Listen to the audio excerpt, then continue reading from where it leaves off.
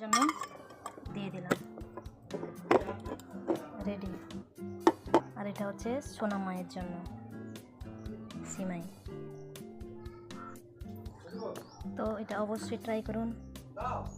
Husband এক্ষুনি office যাবে, বললো জাহিদ কিছু করে দিতে, অফিস নিয়ে যাবে, তাই ভাবছি কি করা যায়। তো এখানে দুধটা তো ফুটে উঠছে,